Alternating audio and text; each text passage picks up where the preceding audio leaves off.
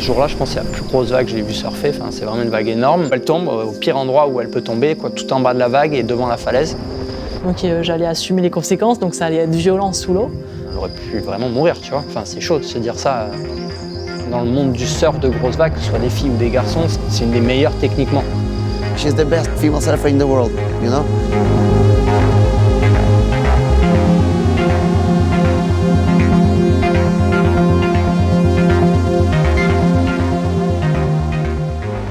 Alors Nazaré, pour moi, c'est un village authentique portugais, avec le port de pêche, les petites maisons, les rues en pavé. Qui est reconnu dans le monde depuis une dizaine d'années maintenant pour les vagues qui cassent sur la côte en fait. T'as la falaise, t'as la plage, t'as ce côté où la nature elle est très présente et l'océan, bon, mais là, il est présent au plus fort qu'il peut être. Il y a un grand canyon au large qui génère des vagues gigantesques. C'est là où il y a les plus grosses vagues du monde, tout simplement.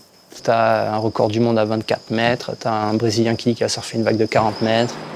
Je sais pas, tu vois, c'est gros. C'est pour avoir une recherche de sensations à chaque fois. Tu dessines des trajectoires sur la vague, tu danses avec la vague. Et c'est vraiment cette recherche d'une ligne encore plus proche de l'endroit où c'est plus vertical, plus puissant. Donc aller vraiment jouer de plus en plus proche de cette zone-là, aller de plus en plus vite. Et la vague, forcément, aller chercher une vague encore plus grosse, encore plus belle. C'est la vie à 100%, quoi. C'est ça qui est beau. Enfin, j'aime bien cette sensation de liberté absolue un peu.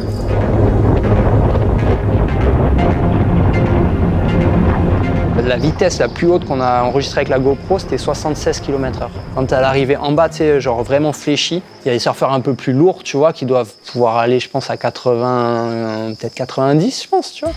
Peut-être que tu peux aller plus vite qu'elle, hein, à certains moments. Mais elle te rattrape très très vite. C'est surtout ça.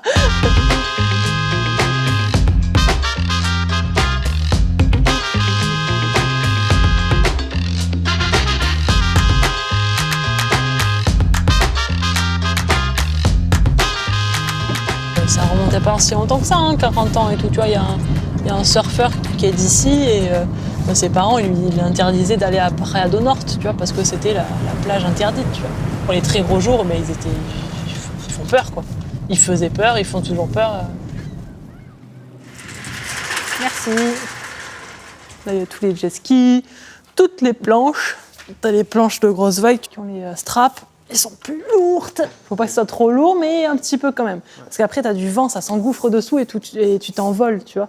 Tu vois, t'as des billes de plomb qui sont dedans, qui sont incrustées. Et après, là, ça, c'est pour rigoler. C'est les plus petites vagues. Enfin, plus petites vagues, ça commence, c'est 10 mètres quand même. Ça fait bizarre quand t'es décalé après comme ça.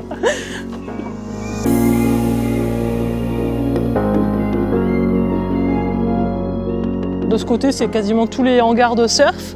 Et de l'autre côté, c'est les hangars des pêcheurs et un peu de surf. On se mixe tous dans le port. Nunca ninguém pensou que chegasse surfistas aqui para surfar aquelas ondas grandes. Il y a eu une fois où même on n'a pas voulu surfer. Où, tu sais, tu te questionnes et tu sais que c'est ces moments-là où tu peux te dépasser et faire quelque chose d'exceptionnel, mais aussi, tu le sens pas, mais tu sais pas s'il faut vraiment t'écouter ou si à ce moment-là, c'est là où il faut un peu forcer. Et il y a un petit peu ce questionnement. Nowadays, I'm still scared. Like, it's the nature and we can't control the nature and everything can happen.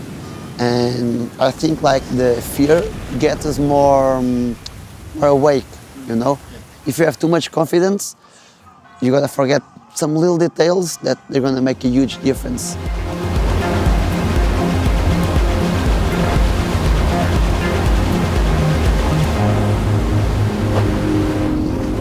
Le jour où elle s'est blessée, en gros, c'était la plus grosse houle de l'année. Là, il y a une vague énorme qui arrive.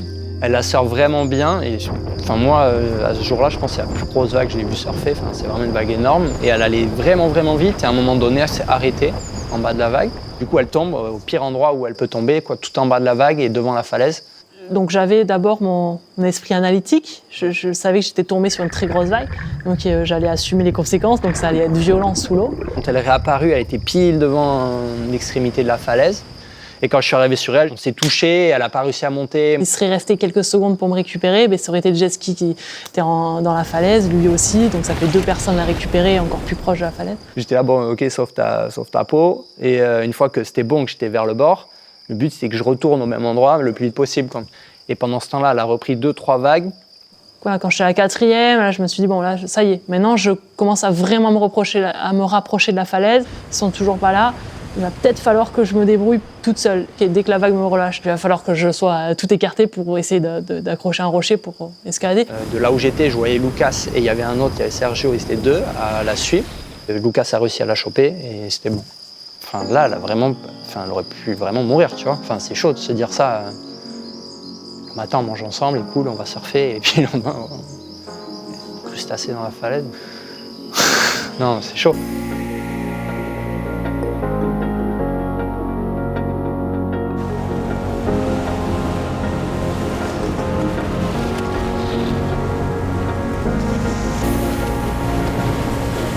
Tu pars du principe où tu fais un sport, déjà, que ce soit professionnel, sport extrême, sport de haut niveau, tu vois, la blessure, elle fait partie du...